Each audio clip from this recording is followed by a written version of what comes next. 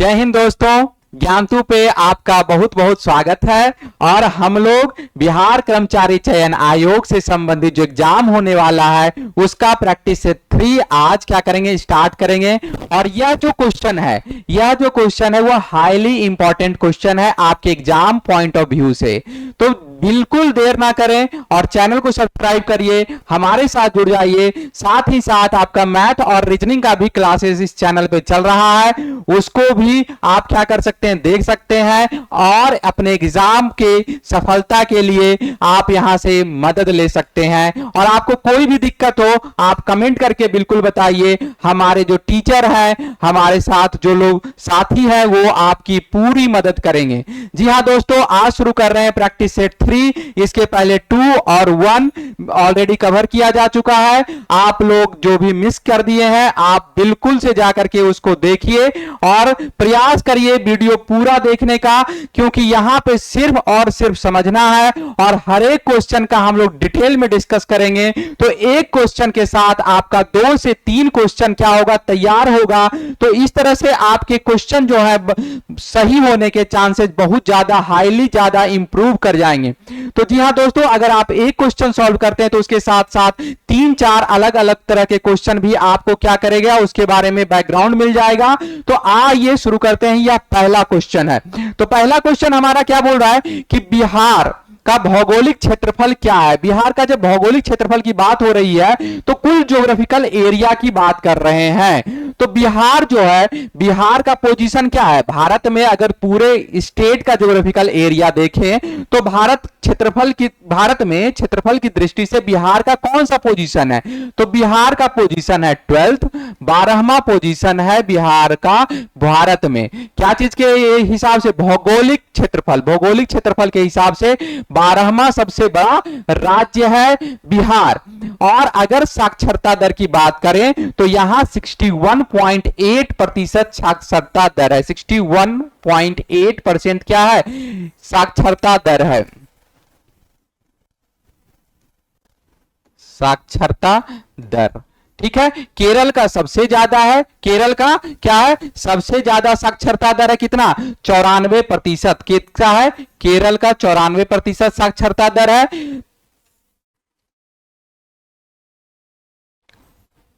ठीक है, केरल का सबसे ज्यादा साक्षरता दर है। उसके बाद लक्षद्वीप और मिजोरम है। लक्षद्वीप में 91% है और मिजोरम में 91% है। लक्षद्वीप और मिजोरम का 91% के आसपास है।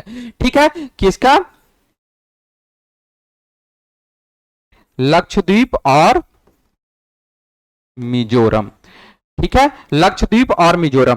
लक्षद्वीप का अगर बात करें तो लक्षद्वीप का 91.8% और मिजोरम की बात करें तो 91.33% है। 91.33% है साक्षरता दर। तो सबसे पहला क्या हो गया, केरल का 94%, उसके बाद लक्षद्वीप का और उसके बाद मिजोरम का। ठीक है, तो बिहार का साक्षरता दर 61.8 12th पोजीशन रख रहा है।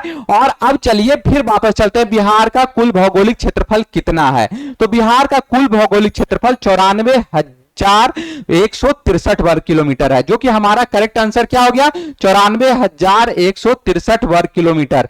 चलिए, 94,163 वर्ग किलोमीटर हो गया हमारा कुल भौगोलिक क्षेत्रफल। कुल स्क्वायर वर्ग किलोमीटर जो हमारा हो गया, ये हो गया 94,163 वर्ग किलोमीटर हो गया, जिसमें से 92,252 क्या है, ग्रामीण एरिया है। 92,252 वर्ग किलोमीटर पे क्या है, ग्रामीण एरिया है, कुल ग्रामीण क्षेत्र हमारा है। अब आगे चलते हैं तो क्या हो गया, 2000 में क्या हुआ था, बिहार से झारखंड अलग हो गया था। कब, 2000 ईस्वी में बिहार से क्या हो गया था, झारखंड अलग हो गया था। उसके बाद ज्यादातर पठारी क्षेत्र जो है बिहार से अलग हो गए, तो बच क्या गया, गंगा का मैदानी एरिया। गंगा का जो नदियों से घिरा हुआ जो कृषि योग्य समतल भूमि है वह मुख्यतः बच गया है। कहां, बिहार में। समतल भूमि जो है वह बचा हुआ है। तो चलिए हमारा 2-3 क्वेश्चन यहां पे कवर कर लिए। पहला है 12th पोजीशन पे रख रहा है, टोटल एरिया हो गया 94,163 वर्ग किलोमीटर। ग्रामीण एरिया की बात करें तो 92,252 किलोमीटर। टोटल समतल भूमि ज्यादा है, कृषि योग्य समतल भूमि ज्यादा है। 2000 में क्या हुआ था, झारखंड अलग हुआ था बिहार से। चलिए, और क्षेत्रफल की दृष्टि से 12th हो गया, ये जो हो गया साक्षरता दर कितना हो गया 61.8। चलिए अब आगे की ओर बढ़ते हैं और दूसरा क्वेश्चन हम लोग क्या करते हैं, देखते हैं। क्या देखेंगे, दूसरा क्वेश्चन हम लोग देखते हैं और देखते हैं धारवाड़ समूह की चट्टानें बिहार के किन जिलों में मिलती है। कौन से जिलों में, धारवाड़, धारवाड़ जगह कहां है, धारवाड़ समूह की चट्टानों की बात हो रही है। तो कैसा है कि धारवाड़ एरिया जो है, धारवाड़ एक जगह है, वह कहां है, तो धारवाड़ जो जगह है वह कर्नाटक में है। कर्नाटक में जो जिला है उसका नाम है धारवाड़ और उसी के नाम पे यह धारवाड़ समूह की चट्टानें के बारे में क्या वो नाम पड़ा है। और धारवाड़ समूह की चट्टानें जो मुख्यतः है कर्नाटक के धारवाड़ और शिमोगा जिले में मिलती है। कहां, कर्नाटक में है। सबसे पहला क्वेश्चन का ये आ गया कर्नाटक। कर्नाटक में कौन सा जिला है, 2 जिला है, धारवाड़ एक जिला है और दूसरा जिला है शिमोगा। दूसरा क्या जिला है, शिमोगा। पहला क्या है, धारवाड़ और दूसरा है शिमोगा। मुख्यतः धारवाड़ चट्टानें इसी 2 मुख्य जिले में मिलती है कर्नाटक के अंदर, और इसी धारवाड़ के नाम पे इस समूह की चट्टानें क्या हो गई, धारवाड़ समूह की चट्टानें हो गई।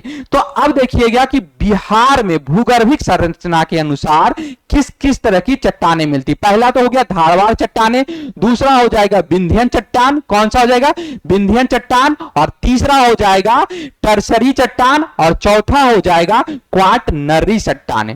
क्या क्या हो गया, धारवाड़ हो गया, विंध्यन हो गया, दूसरा क्या हो गया, पहला धारवाड़, दूसरा विंध्यन, तीसरा टर्शियरी, और चौथा क्या हो जाएगा, क्वाटरनी चट्टानें।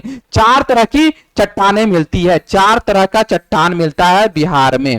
कौन कौन, पहला धारवाड़, दूसरा विंध्यन, तीसरा क्या होगा टर्शियरी, और चौथा हो जाएगा क्वाटरनरी। ठीक है, चलिए अब इसमें पूछ रहा है कि कौन कौन सा जिला आएगा, मुंगेर में, जमुई में, नवादा में, या उपरोक्त सभी। तो क्या आएगा कि मुंगेर में भी धारवाड़ चट्टानें हैं, जमुई में भी है, नवादा में भी है, और उपरोक्त सही आंसर हो जाएगा।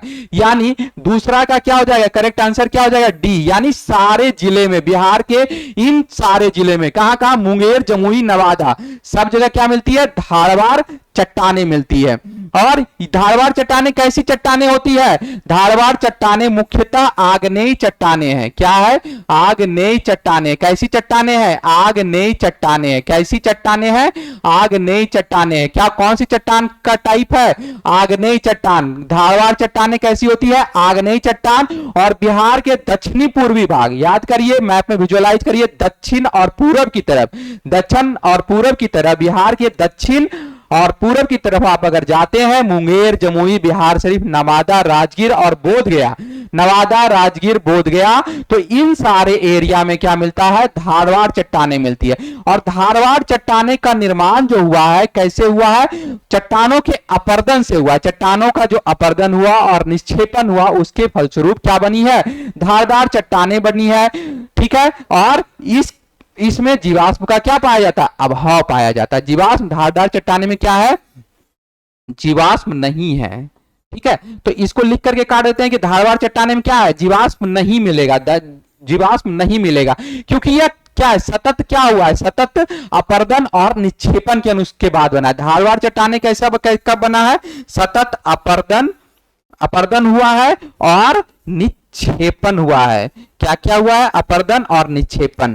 तो ये 2 प्रोसेस के कारण क्या बना है, धारवाड़ चट्टानें बनी है। धारवाड़ चट्टानें कर्नाटक के धारवाड़ जिले और शिमोगा में मुख्यतः आग्नेयी चट्टानें होती है। इसमें जीवाश्म आपको नहीं मिलेगा, और यह इसका जो सतत कर्मिक विकास जो हुआ है, अपरदन और निक्षेपण के फलस्वरूप बना है, अपरदन और निक्षेपण के फलस्वरूप बना है। और उसके बाद बिहार में 4 प्रकार की चट्टानें पाई जाती है, बिहार में 4 प्रकार की चट्टानें पाई जाती है, धारवाड़, विंध्यन, टर्सरी और क्वाटरनरी, 4 तरह की चट्टानें पाई जाती है। और धारवाड़ समूह की चट्टानें मुंगेर, जमुई, नवादा और कहां, बोधगया, राजगीर, ये सारे राजगीर, बिहार शरीफ और मुंगेर, जमुई, नवादा, ये सारे एरिया में आपको क्या मिलेगा? बिहार में धारवाड़ चट्टाने मिलेगी। चलिए अगला क्वेश्चन देखते हैं, थर्ड नंबर क्वेश्चन। निम्नलिखित नदियों में से वह नदी कौन सी है जो अपना पथ परिवर्तित करते रहती है? तो पथ परिवर्तित करते रहती है, मोस्ट फ्रिक्वेंटली क्या करता है? अपना डायरेक्शन क्या करता रहता है? चेंज करता रहता है। चलिए आपको हिंट्स भी देते हैं, इसको क्या कहते हैं? बिहार का शोक भी बोला जाता है, इस नदी को बिहार का शोक भी बोला जाता है, सौरो ऑफ बिहार भी बोला जाता है, इस नदी को सौरो ऑफ बिहार भी बोला जाता है। चलिए अब करेक्ट ऑप्शन का सेलेक्ट करिए, करेक्ट ऑप्शन क्या होगा? निम्नलिखित में से कौन सी नदी है जो इसको बिहार का शोक बोला जाता है? तो कोसी नदी को क्या बोला जाता है? बिहार का शोक बोला जाता है। जी हां, आपका करेक्ट आंसर रहा, यह जो नदी है कोसी नदी है, वह जो है बिहार का शोक भी बोला जाता है, सौरो बिहार बोलते हैं, जो अपना पथ क्या करते रहता है? हमेशा चेंज करते रहता है। और जो यह जो कोसी नदी है, यह तिब्बत, नेपाल और भारत से होकर के बहती है। कहां से? तिब्बत, नेपाल और भारत से होकर के बहती है, और इसको सप्तकोशी भी बोलते हैं। भारत में जब प्रवेश करता है उस समय इसका नाम क्या हो जाता है? सप्तकोशी। इसको क्या बोलते हैं जब भारत में प्रवेश करता है? और कहां कहां? तिब्बत, नेपाल और भारत। तिब्बत, नेपाल और भारत तीन देशों से निकल करके क्या होता है? गुजरती हुई बहती है। जब भारत में ये प्रवेश करता है उसमें इसका नाम रहता है सप्तकोशी, और इसकी लंबाई कितनी है? 720 किलोमीटर टोटल लंबाई है। कितना? 720 किलोमीटर इसकी लंबाई है। कोसी नदी की टोटल लंबाई की बात करें तो 720 किलोमीटर लंबा है, और यह करीब करीब 28,800 वर्ग मील में फैला हुआ है। 28,800 वर्ग मील, 28,800 वर्ग मील में फैला हुआ है इसका एरिया। चलिए क्या क्या हो गया? सौरव बिहार हो गया, कोसी को सौरव बिहार कहते हैं, अपना पाथ परिवर्तित करते रहती है, अपना पाथ कोसी जो है अपना पाथ परिवर्तित करते रहती है, भारत के समय इंटर करता है तो इसका नाम सप्तकोशी। तिब्बत, नेपाल और भारत तीन देशों से होकर के गुजरती है। टोटल लंबाई कितना है? 720 किलोमीटर, और टोटल एरिया कवर करता है कितना? 28,800 वर्ग किलोमीटर। तो इसमें बहुत सारी सहायक नदियां भी क्या करती है? जुड़ती है किसमें? कोसी में। चलिए नाम बताइएगा कमेंट करके। बिहार का राजकीय वृक्ष क्या है? अगला क्वेश्चन देखते हैं, बिहार का राजकीय वृक्ष क्या है? तो बिहार का राजकीय वृक्ष क्या होगा? बेल होगा, पीपल होगा, आम होगा या नीम होगा? तो हमारा करेक्ट आंसर हो जाएगा बी नंबर, पीपल। पीपल को क्या बोलते हैं? बिहार का राजकीय वृक्ष बोलते हैं। गौरैया को क्या बोलते हैं? राजकीय पक्षी बोलते हैं। राजकीय पक्षी क्या हो जाएगा? राजकीय पक्षी गौरैया हो जाएगा। क्या हो जाएगा? राजकीय पक्षी गौरैया हो जाएगा हमारा, गौरैया। राजकीय पक्षी गौरैया, बिहार का राजकीय पक्षी गौरैया। बैल को राजकीय पशु, बैल क्या हो जाएगा? हमारा राजकीय पशु। बैल क्या हो जाएगा? राजकीय पशु। बिहार का राजकीय पशु क्या हो जाएगा? बैल। पक्षी में हो गया गौरैया। पीपल राजकीय वृक्ष, राजकीय वृक्ष हो गया पीपल। और गेंदा क्या हो जाएगा? राजकीय फूल हो जाएगा। चलिए गेंदा क्या हो जाएगा? राजकीय फूल। गेंदा राजकीय फूल में अगर बात करें तो गेंदा का हो जाएगा। और उसके साथ अगर हम लोग बात करते हैं बिहार के संस्थापक कौन थे? तो साम्राज्य बिंबिसार। साम्राज्य बिंबिसार क्या थे? साम्राज्य बिंबिसार और उसके पुत्र अजात शत्रु के द्वारा बिहार राज्य की स्थापना की गई थी। बिहार राज्य की स्थापना के बारे में अगर क्वेश्चन आता है तो आपका करेक्ट ऑप्शन क्या होगा? साम्राज्य बिंबिसार। बिहार में साम्राज्य बिंबिसार और उसके पुत्र अजात शत्रु के द्वारा क्या किया गया था? बिहार राज्य की स्थापना की गई थी। अजात शत्रु के द्वारा इसकी स्थापना की गई थी, बिंबिसार और अजातशत्रु। चलिए बिहार का राजकीय पशु वृक्ष क्या हो गया? पीपल। पक्षी गौरैया, और पशु राजकीय पशु क्या हो गया? बैल हो गया। राजकीय फूल क्या हो गया? गेंदा हो गया। बिहार का राजकीय पक्षी, चलिए गौरैया हो जाएगा हमारा करेक्ट ऑप्शन। अभी हम लोग डिस्कस कर लिए बिहार का राजकीय क्या हो जाएगा, पक्षी क्या हो जाएगा, गौरैया हो जाएगा।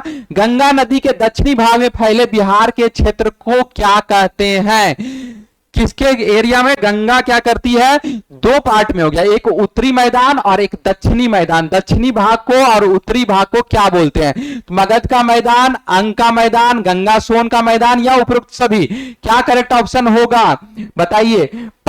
प्राचीन काल में गंगा के दक्षिणी भाग को, गंगा के दक्षिणी भाग को क्या चीज के नाम से जाना जाता था, मगध के नाम से जाना जाता था, मगध के नाम से जाना जाता था दक्षिणी भाग को। गंगा के दक्षिणी भाग को क्या चीज के नाम से जाना जाता था, मगध के नाम से जाना जाता था। तो चलिए पहला तो हो गया कि मगध का मैदान हमारा क्या हो जाएगा, करेक्ट आंसर हो जाएगा, ठीक है। और मगध का प्राचीन साम्राज्य जो था, मगध का जो प्राचीन साम्राज्य था वह उत्तर पूर्वी राज्य बिहार था। मगध का जो प्राचीन साम्राज्य था वह क्या था, उत्तर पूर्वी एरिया, बिहार का जो उत्तर पूर्वी एरिया होता है वही हो गया। और गंगा नदी में राजनीतिक महत्व है और इससे क्या होता था, संचार और व्यापार का कार्य होता था, ठीक है। 53,300 वर्ग किलोमीटर क्या है, उत्तरी मैदान है और 40,900 किलोमीटर क्या है, दक्षिणी बिहार का मैदान। तो 40,900, 40,900 और 53,300 वर्ग मील, 53,300 वर्ग मील क्या था, 53,300 वर्ग मील क्या है, यह उत्तरी भाग है, उत्तरी गंगा का मैदान है और यह दक्षिणी गंगा का मैदान है। दक्षिणी गंगा का मैदान का एरिया क्या, 40,900 और उत्तरी का एरिया कितना, 53,300 वर्ग किलोमीटर, किलोमीटर स्क्वायर एरिया, ठीक है। दक्षिणी का क्या हो गया, दक्षिणी का कितना हो गया, बिहार के क्षेत्र को मगध ये हो गया। तो यह प्रदेश जो है अंग का मैदान भी है, गंगा सोन दोहा भी कहलाता है। तो इसका करेक्ट आंसर क्या होगा, उपरोक्त सभी। तो यह पूरा का पूरा एरिया जो है गंगा का दक्षिणी भाग में आता है। गंगा के दक्षिणी भाग की अगर बात करें तो यह पूरा का पूरा मगध का मैदान, अंग का मैदान, गंगा सोन दोआब या उपरोक्त सभी, यह सारा का सारा एरिया गंगा के दक्षिणी मैदान में आता है। और गंगा का दक्षिणी मैदान का एरिया जो है कितना स्क्वायर किलोमीटर है, कितना स्क्वायर किलोमीटर है, दक्षिणी 40,900 स्क्वायर किलोमीटर और उत्तरी एरिया है क्या, 53,300 किलोमीटर होता है। और मगध का एक प्रमुख क्या था, व्यापार का साधन था। चलिए अगले क्वेश्चन की ओर बढ़ते हैं और हमारा अगला क्वेश्चन हो जाएगा, कैमूर का पठार कितने वर्ग किलोमीटर क्षेत्र में फैला हुआ है, कितने वर्ग किलोमीटर क्षेत्र में फैला हुआ है, 12,000, 1277, 1278, 1269, 1280। तो कैमूर की पहाड़ियां क्या है, कैमूर जो है, कैमूर क्या है, विंध्य श्रृंखला, विंध्य पर्वत श्रृंखला का एक भाग है। और यह कहां कहां, मध्य प्रदेश, उत्तर प्रदेश और बिहार में फैला हुआ है। कहां कहां, मध्य प्रदेश, उत्तर प्रदेश और बिहार के एरिया में फैला हुआ है। कहां कहां, मध्य प्रदेश, उत्तर प्रदेश और बिहार के एरिया में फैला हुआ है। कैमूर का पहाड़ इन 3 स्टेट में फैला हुआ है। और समझने वाली बात है, सबसे ऊंचा पर्वत, अगर बिहार का सबसे ऊंचा पर्वत बोलेंगे तो बिहार का सबसे ऊंचा पर्वत कौन सा हो जाएगा, सोमेश्वर, सोमेश्वर हो जाएगा ऊंचा पर्वत। और सोमेश्वर पर्वत किसका हिस्सा है, शिवालिक पहाड़ी का। समझिएगा बिहार का सबसे ऊंचा स्थल क्या हो जाएगा, सोमेश्वर पर्वत श्रृंखला। और यह किसकी पहाड़ियों का इकाई है, शिवालिक, शिवालिक पहाड़ियों का इकाई है, शिवालिक पहाड़ियों का इकाई। बिहार का सबसे ऊंचा पर्वत हो जाएगा सोमेश्वर का किला, बिहार का सबसे ऊंचा शिखर सोमेश्वर हो जाएगा और यह शिवालिक पहाड़ियों का हिस्सा है। और यह कहां स्थित है, चंपारण जिले में स्थित है। कौन सा जिला, तो चंपारण जिला में। कौन से जिला में स्थित है, चंपारण जिला में, चंपारण जिला में। सब बिहार की सबसे ऊंची चोटी का नाम, ऊंचे स्थल का नाम सोमेश्वर कहां के स्थित है, शिवालिक में। और जिला कौन सा हो गया, चंपारण। और कैमूर, कैमूर पे चलते हैं। कैमूर क्या है, विंध्य पर्वत श्रृंखला का हिस्सा है। कैमूर क्या है, कैमूर जो है वह क्या है, विंध्य पर्वत श्रृंखला का हिस्सा है। कैमूर है विंध्य पर्वत श्रृंखला का हिस्सा। कहां कहां फैला हुआ है, मध्य प्रदेश, उत्तर प्रदेश और बिहार में फैला हुआ है। और यह जो विंध्यन शैली, कैसे पत्थरों का से निर्माण हुआ है, विंध्य पर्वत, विंध्य शैली, विंध्य के से रिलेटेड जो चट्टाने हैं उससे क्या हुआ, इनका निर्माण हुआ है। इसमें क्या क्या है, विंध्य में, विंध्य वाला जो शैल है, विंध्य वाला जो चट्टान है उसमें क्या क्या है, बलुआ पत्थर है, क्वार्टार्ज है और कांग्लोमरेट है। कांग्लोमरेट और क्या है, क्वार्ट्ज है और क्या है, बलुआ पत्थर है, कठोर बलुआ पत्थर है। चलिए अगले क्वेश्चन की ओर बढ़ते हैं। निम्नलिखित में कौन भूमि रिकॉर्ड अधिकारी है, मतलब भूमि का रिकॉर्ड किसके पास रहता है या कौन भूमि रिकॉर्ड से संबंधित है, कौन सा अधिकारी भूमि रिकॉर्ड से संबंधित है, पटवारी, लंबदार, जैल या जमींदार। चलिए जमींदार तो नहीं होगा, जैल नहीं होगा, लंबदार भी नहीं होगा, तो पटवारी हो जाएगा हमारा करेक्ट आंसर। रिकॉर्ड अधिकारी कौन होता है, भूमि का रिकॉर्ड अधिकारी किसके पास रहता है, पटवारी के पास। भूमि का रिकॉर्ड अधिकारी, रिकॉर्ड करने का अधिकार किसके पास रहता है, पटवारी के बाद। और पटवारी का मुख्य काम क्या है, पटवारी का मुख्य काम होता है फसल का निरीक्षण करना, दाखिल खारिज के रजिस्टर और अधिकारों का रिकॉर्ड से संबंधित दस्तावेज को क्या करना है, देखना या उसको स्टोर करना या उसको क्या करना है, सांख्यिकी रिपोर्ट तैयार करना। सांख्यिकी रिपोर्ट तैयार करना, फसल के रिकॉर्ड का रखरखाव करना। पटवारी का काम क्या हो गया, फसल का रिकॉर्ड रखना, फसल का रिकॉर्ड रखना, कितना कृषि हुआ है, जमीन का रिकॉर्ड रखना, जमीन का रिकॉर्ड रखना। जमीन का रिकॉर्ड रखने का काम किसका हो जाएगा, पटवारी का हो जाएगा। फसलों का रखरखाव करने का नाम किसका हो जाएगा, पटवारी का हो जाएगा। ठीक है, भूमि अभिलेख अधिकारी, भूमि अभिलेख अधिकारी भी बोला जाता है इसको। ठीक है, दाखिल खारिज का भी रिकॉर्ड कौन रखता है, पटवारी रखता है। दाखिल खारिज, दाखिल खारिज का रिकॉर्ड कौन रखेगा, पटवारी रखेगा। चलिए अगला है, भारत में किस राज्य का सर्वाधिक क्षेत्र घने पतझड़ वाले जंगल से घिरा है। सबसे ज्यादा क्षेत्र घने पतझड़ वाले जंगल से घिरा हुआ है, उड़ीसा, महाराष्ट्र, मध्य प्रदेश या छत्तीसगढ़। क्या होगा करेक्ट आंसर, भारत में किस राज्य का सर्वाधिक क्षेत्र घने पतझड़ वाले जंगल से घिरा हुआ है, मध्य प्रदेश करेक्ट आंसर हो जाएगा। 10 का क्या हो जाएगा, सी नंबर। मध्य प्रदेश जो है सर्वाधिक क्षेत्र जो है वह घने पतझड़ वाले एरिया से जुड़ा हुआ है।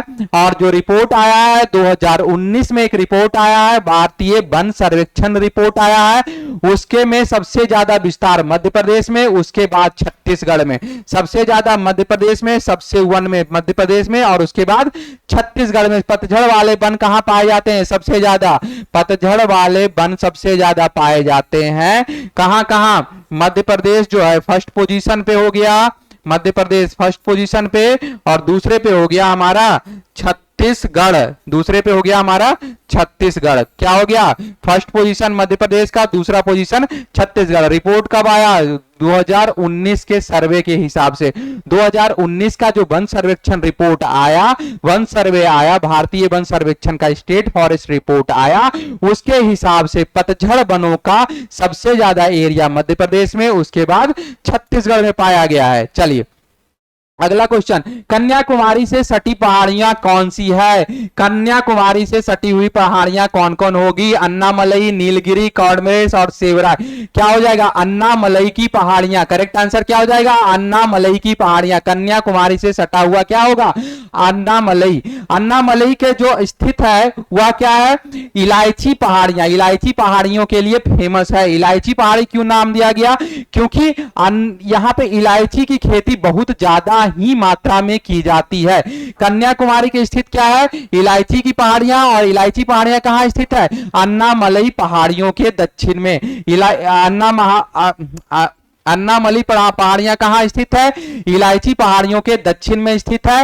और यह कहां से क्वेश्चन आ रहा है, कन्याकुमारी से। तो कन्याकुमारी के बारे में यह भी जान लेते हैं कि यहां पे क्या होता है, क्या पॉइंट है। यहां पे एक ऐसा पॉइंट है जहां पे बंगाल की खाड़ी, अरब सागर और हिंद महासागर तीनों जाकर के क्या करते हैं, मिलते हैं। कहां मिलते हैं, कन्याकुमारी में। कन्याकुमारी में कौन कौन मिलते हैं, अरब सागर, हिंद महासागर, और कौन सा मिलता है, और एक तीसरा क्या हो गया, अरब सागर, हिंद महासागर, और क्या हो गया, बंगाल की खाड़ी। ये तीनों के तीनों क्या करते हैं, वहां पे मिलते हैं, बंगाल की खाड़ी। ठीक है। ये तीनों का तीनों एरिया अरब, हिंद और बंगाल की खाड़ी, तीनों का पॉइंट एरिया क्या है? कन्याकुमारी। चलिए क्वेश्चन का कंप्लीट हुआ। कन्याकुमारी एक ऐसा स्थल है जहां पे क्या हो रहा है? बंगाल की खाड़ी, अरब सागर और हिंद महासागर तीनों क्या करते हैं? मिलते हैं। अरब सागर, हिंद महासागर और बंगाल की खाड़ी कहां मिलती है जाकर के? कन्याकुमारी में। चलिए अगला क्वेश्चन, निम्नलिखित में कौन सा भारतीय राज्य कर्क रेखा के उत्तर में स्थित है? कौन सा भारतीय राज्य जो है कर्क रेखा के उत्तर में स्थित है? बात हो रही है किसकी? कर्क रेखा की। कर्क रेखा कहां कहां से गुजरती है? तो कर्क रेखा 8 राज्यों से होकर के गुजरेगी। कहां कहां से? 8 राज्यों से होकर के गुजरती है। कहां से? भारत में जो कर्क रेखा है वह 8 राज्यों से होकर के गुजरती है, जिसमें से गुजरात, राजस्थान, उत्तर प्रदेश, सॉरी गुजरात, राजस्थान, मध्य प्रदेश, गुजरात,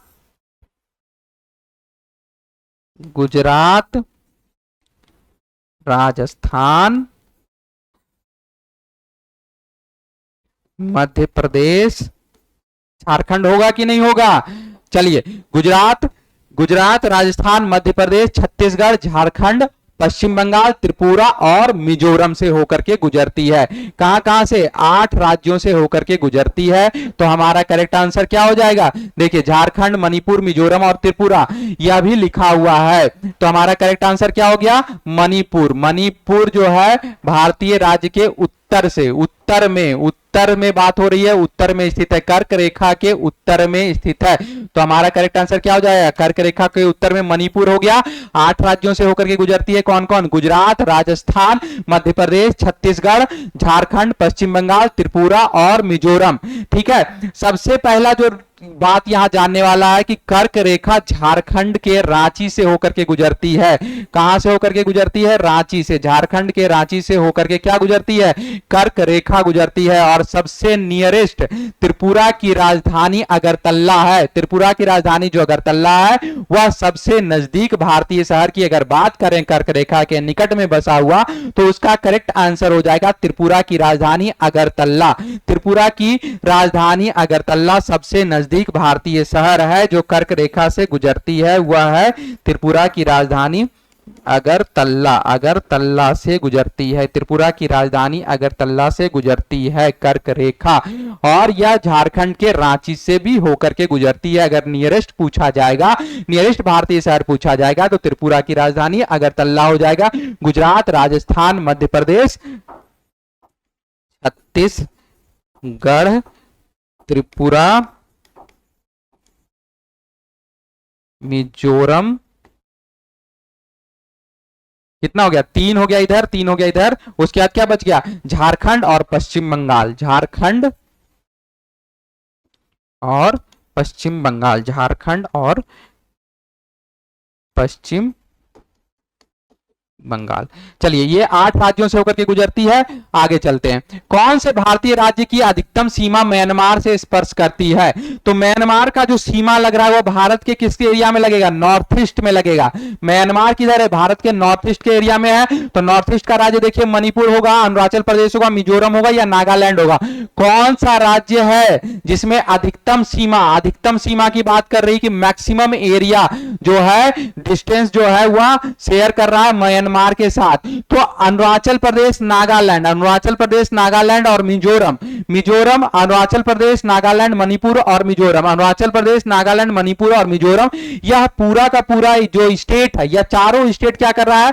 म्यांमार के साथ अपना सीमा क्या कर रहा है? कनेक्ट कर रहा है। लेकिन म्यांमार कितना एरिया कवर करता है? म्यांमार का 1600 किलोमीटर का एरिया जो है वह भारत के साथ इंटरनेशनल बॉर्डर कनेक्ट होता है। भारत के साथ म्यांमार का सीमा कितना? 1600 किलोमीटर का एरिया कवर करता है। और साथ ही साथ बंगाल की खाड़ी में भी म्यांमार अपना एरिया क्या करता है? अपना इंटरनेशनल बॉर्डर शेयर करता है। लेकिन सबसे अधिक की बात करें तो अरुणाचल प्रदेश हो जाएगा। सबसे अधिक की बात करें तो क्या हो जाएगा? करेक्ट आंसर क्या हो जाएगा?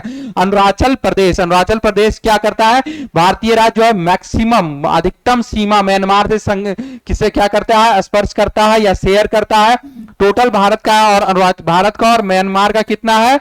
म्यांमार का 1600 किलोमीटर का एरिया कवर कर रहा है, 1600 किलोमीटर का बॉर्डर शेयर करता है, जिसमें से क्या है? बंगाल की खाड़ी में भी शेयर करता है अपना इंटरनेशनल बॉर्डर।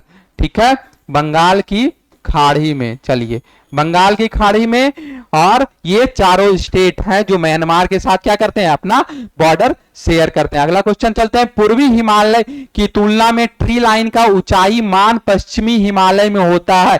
यहां पे ट्री लाइन की बात हो रही है, पूर्वी हिमालय और पश्चिमी हिमालय की बात हो रही है, दो हिमालय की बात हो रही है, पूर्वी हिमालय और पश्चिमी हिमालय। तो पूर्वी हिमालय में ट्री लाइन की ऊंचाई अधिक होती है।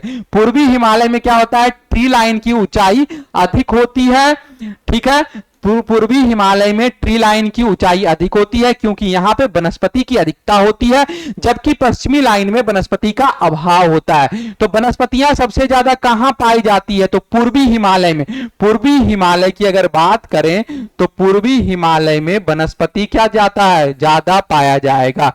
मैक्सिमम कहां पाया जाएगा, मैक्सिमम जो है वनस्पतियां कहां पाई जाएगी, वनस्पति जो होगा मैक्सिमम होगा पूर्वी हिमालय में, और ट्री लाइन की ऊंचाई भी अधिक होगी पूर्वी हिमालय में।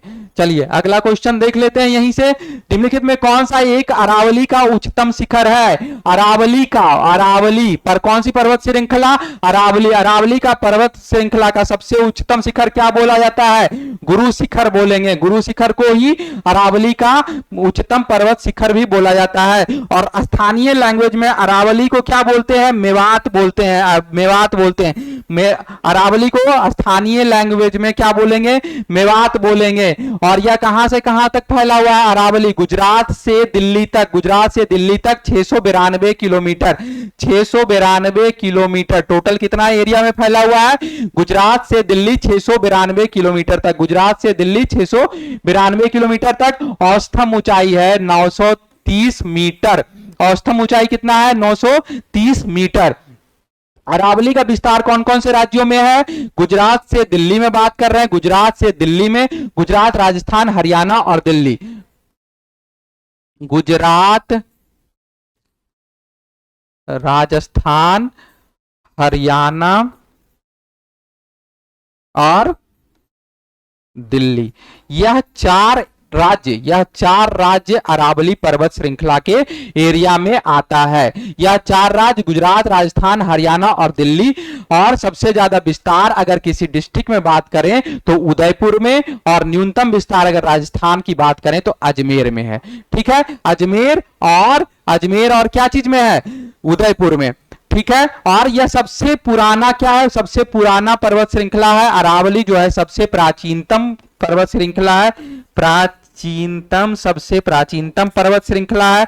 और यह किसका पार्ट है, गोंडवाना लैंड का। यह सबसे पुराना प्राचीनतम पर्वत श्रृंखला है और यह गोंडवाना लैंड का है।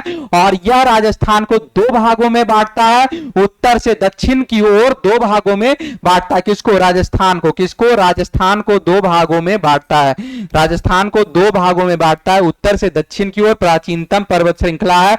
और यह गोंडवाना लैंड का क्या है, हिस्सा है, गोंडवाना लैंड का हिस्सा है। सबसे ऊंचा 930 मीटर, सबसे एरिया में जो फैल 692 किलोमीटर लंबी पर्वत श्रृंखला है। गुजरात से दिल्ली तक के है, गुजरात से दिल्ली तक का एरिया है, गुजरात से दिल्ली तक का एरिया, गुजरात से दिल्ली तक का एरिया। चार राज्य, गुजरात, राजस्थान, हरियाणा और दिल्ली, गुजरात, राजस्थान, हरियाणा और दिल्ली। अरावली में राजस्थान का सर्वाधिक विस्तार उदयपुर में है, उदयपुर में सर्वाधिक विकास है। और क्या है, अजमेर में न्यूनतम है, अजमेर में क्या है, न्यूनतम है, अजमेर में न्यूनतम है, अजमेर में न्यूनतम विस्तार है। चलिए 4-5 क्वेश्चन हो गया यहाँ पे। अरावली से रिलेटेड, अरावली का उच्चतम शिखर क्या हो गया, गुरु शिखर हो गया। इसको लोकल लैंग्वेज में क्या बोलते हैं, राजस्थान में मेवात के नाम से जानते हैं। यह फैला हुआ है गुजरात से दिल्ली तक में 692 किलोमीटर पर्वत श्रृंखला की लंबाई। सबसे टॉपेस्ट 930 मीटर, सबसे टॉपेस्ट 1930 मीटर। दो भाग में बांट रहा है राजस्थान को, उत्तर से दक्षिण की ओर। सबसे ज्यादा एरिया उदयपुर में और सबसे कम विस्तार कहां है, अजमेर में। उसके बाद कौन कौन से स्टेट है, गुजरात है, राजस्थान है, हरियाणा और दिल्ली। चलिए अगला, लक्षद्वीप में कितने द्वीप हैं, अगले क्वेश्चन की ओर बढ़ते हैं। लक्षद्वीप में कितने द्वीप हैं, 17, 27, 36 और 47। तो हो जाएगा करेक्ट ऑप्शन क्या, सी नंबर हो जाएगा 36। टोटल कितने द्वीप हैं, 36 द्वीप समूह हैं, जिसमें से 10 पे ही आबादी है, जिसमें 10 पे आबादी है।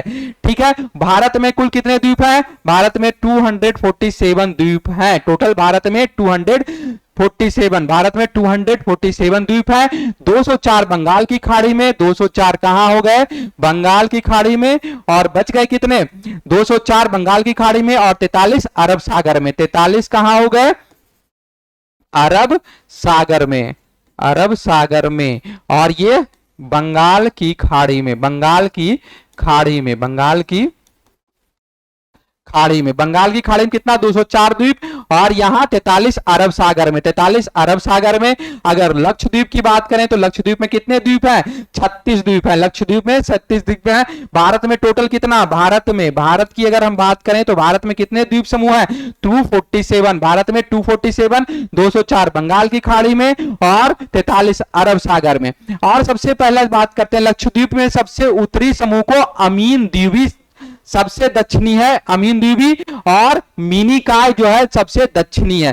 दो जगह की बात हो रही है, कहां की, लक्षद्वीप के। लक्षद्वीप में कितने आबाद जगह है, लक्षद्वीप में कितने द्वीप जो है आबादी वाले हैं, तो 10 द्वीपों पे आबादी रहती है। सिर्फ और सिर्फ 36 में से 10 द्वीप हैं जिसमें आबादी रहती है, बाकी 26 में कोई आबादी नहीं रहती है।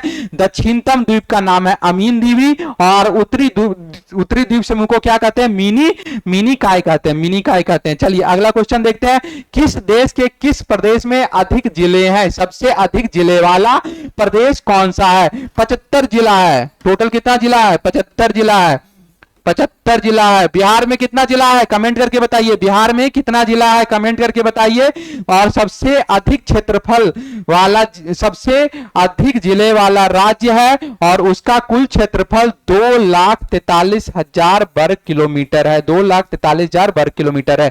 ठीक है, चलिए स्टेट का नाम बताइए, 2,43,286, 286, 2,43,286, 2,43,286 स्टेट का नाम बताना है, स्टेट का नाम बताइए। सबसे ज्यादा 75 जिला। चलिए उत्तर प्रदेश हो जाएगा करेक्ट आंसर, करेक्ट आंसर क्या हो जाएगा, उत्तर प्रदेश। चलिए करेक्ट आंसर क्या हो गया हमारा,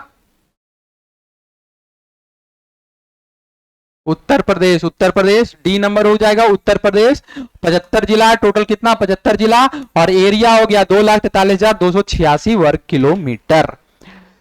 चलिए आगे बढ़ते हैं 18 क्वेश्चन की, 18वां नंबर, गंगा के जलोढ़ मृदा की गहराई, जलोढ़ मृदा की गहराई भूमि सतह के नीचे लगभग कितनी है।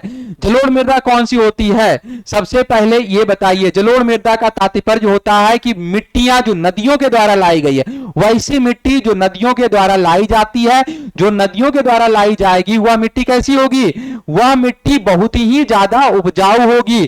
और यह जो भारत में इसी मिट्टी की अधिकता है बहुत ज्यादा।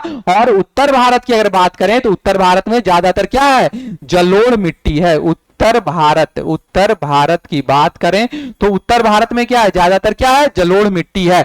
और मृदा की गहराई कितना हो गया, 6000 मीटर तक, 6000 मीटर तक।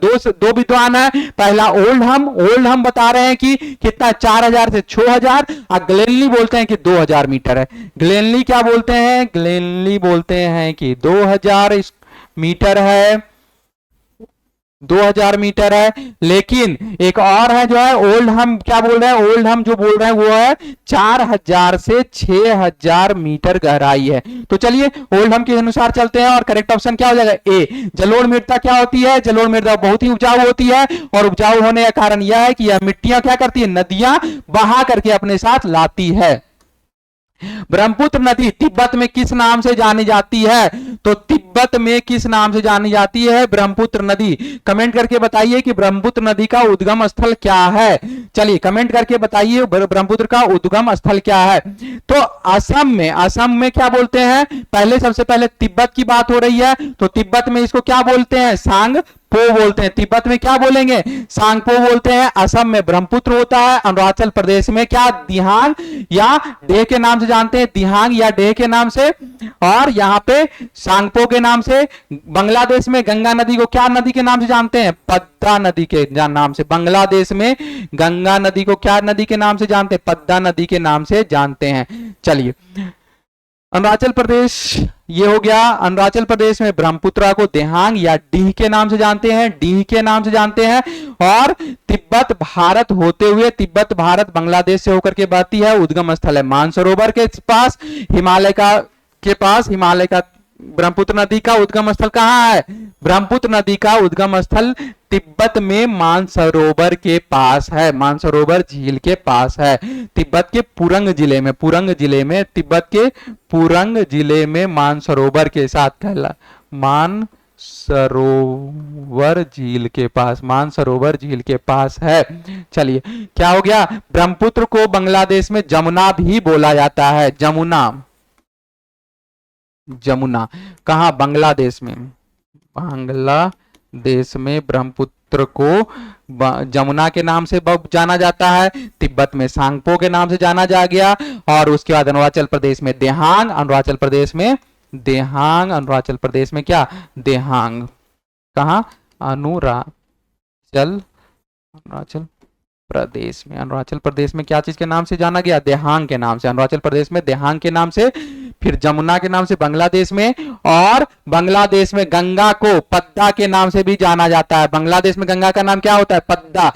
तिब्बत के कौन से जिले? पुरंग जिले, पुरंग जिले के मानसरोवर के निकट में क्या चीज का उद्गम स्थल है? तो ब्रह्मपुत्र नदी का।